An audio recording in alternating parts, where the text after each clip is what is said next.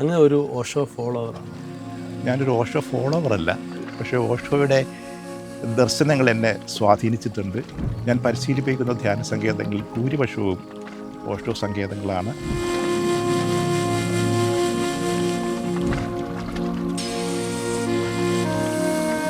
Semitic സങ്കല്പം ദൈവത്തിൻ്റെ അനുഗ്രഹമാണ് എനിക്ക് വേണ്ടതെന്ന് പറയുന്നു. ഞാൻ ദൈവത്തിൽ വിശ്വസിക്കുന്നു എന്ന് പറയുന്നു. ഭാരതീയ സങ്കല്പം ഞാൻ തന്നെയാണ് ദൈവം.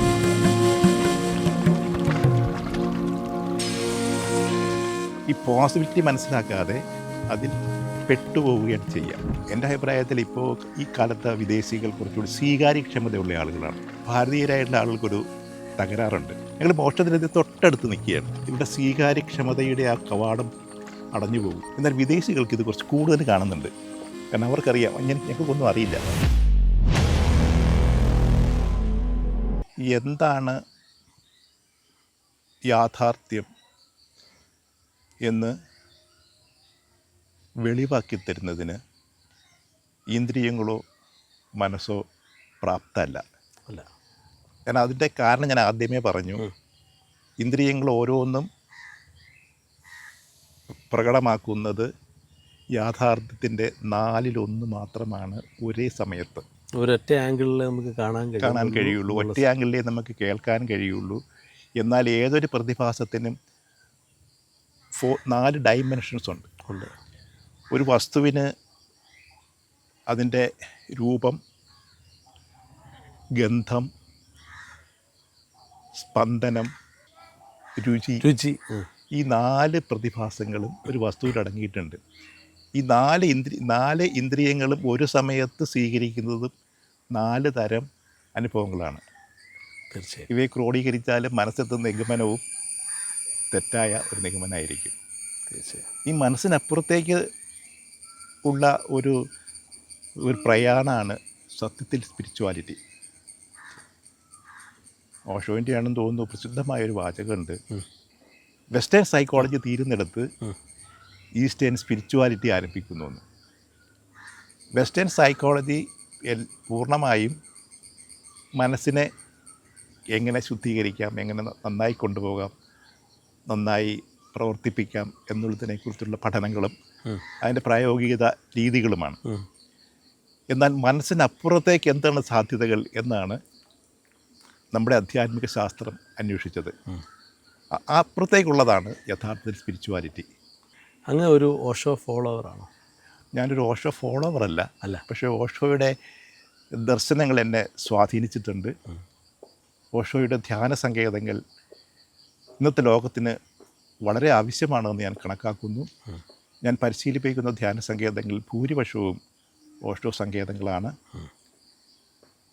ഓഷോ ദർശനത്തെ ഭാരതീയ ആധ്യാത്മിക ശാസ്ത്രവുമായി, ഓഷോ ധ്യാന സങ്കേതങ്ങളെ ഭാരതീയ ആധ്യാത്മിക ശാസ്ത്രത്തിൻ്റെ വെളിച്ചത്തിൽ വിശദീകരിച്ചു കൊടുക്കാനാണ് ശ്രമിക്കാറ്.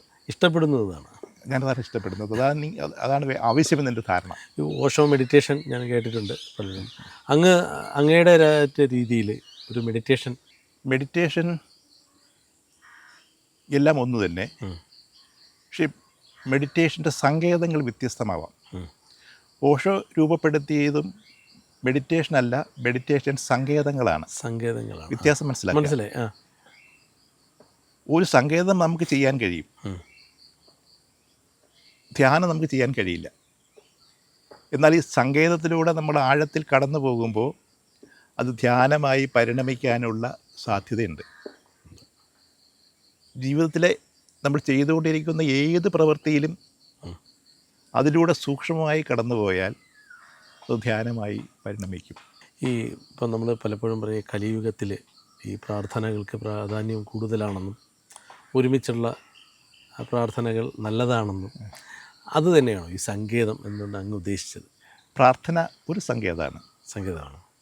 അപ്പോൾ ഒരുമിച്ചുള്ള ഒരു മെഡിറ്റേഷൻ സമ്പ്രദായത്തിന് പവർ കൂടുതലാണോ? 2 തരം സമീപനങ്ങളുണ്ട് ആധ്യാത്മിക മേഖലയിൽ ലോകത്ത്.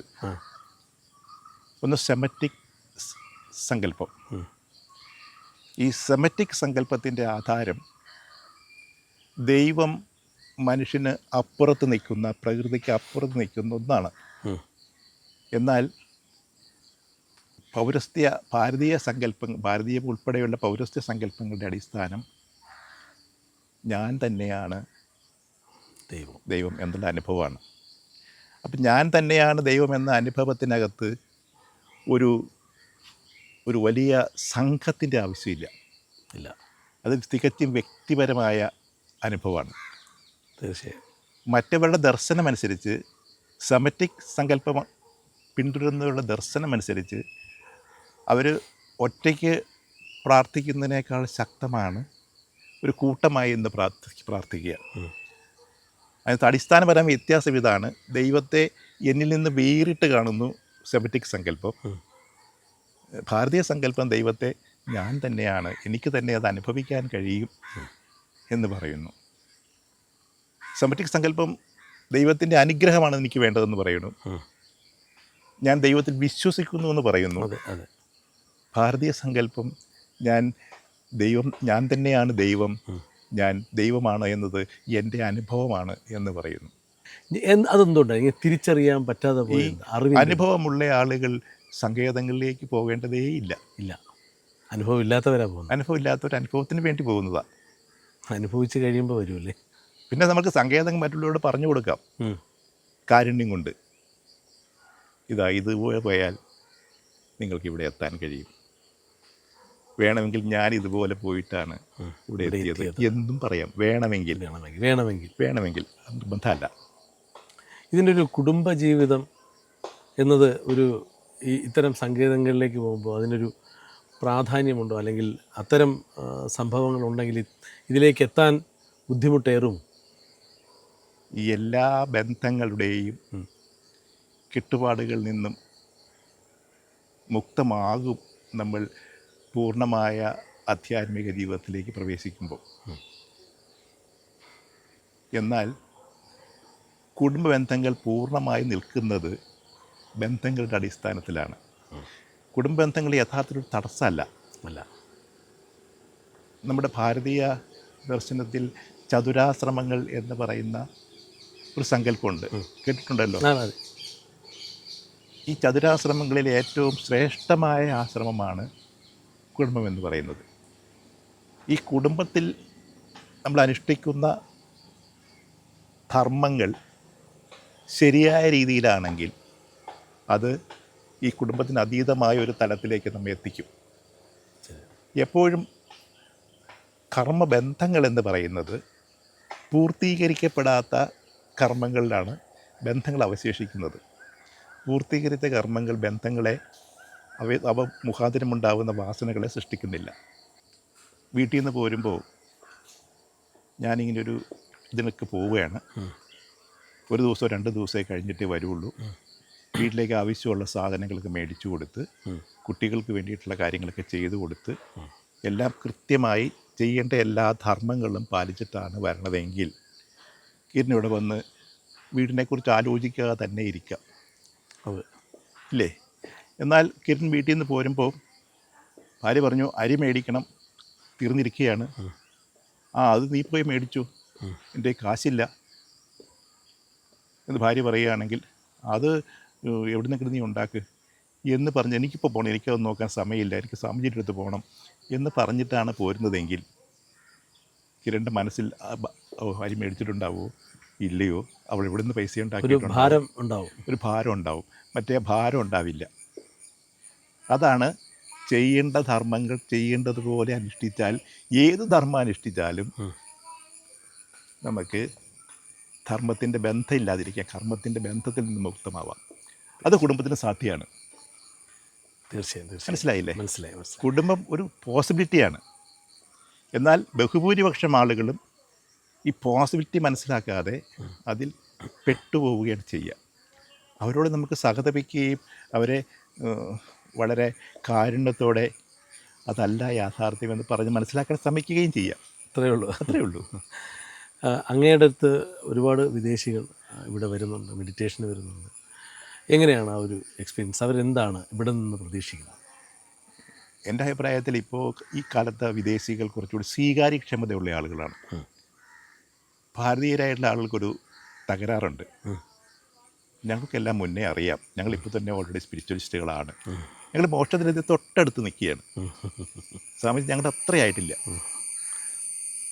അപ്പോൾ ഈ സ്വാമിജി എന്തെങ്കിലും പറയുമ്പോഴത്തേക്ക് ഇതൊക്കെ ഞാൻ എത്ര കേട്ടിട്ടുള്ളതാണ്, ഇതൊക്കെ ശങ്കരാചാര്യർ പറഞ്ഞിട്ടുള്ളതാണ്, അതെ, ഇതൊക്കെ ശ്രീരാമകൃഷ്ണൻ പറഞ്ഞിട്ടുള്ളതാണ്, ഞാൻ എല്ലാം കേട്ടിട്ടുണ്ട്, എനിക്കത് അറിയുകയും ചെയ്യാം. അറിയാം.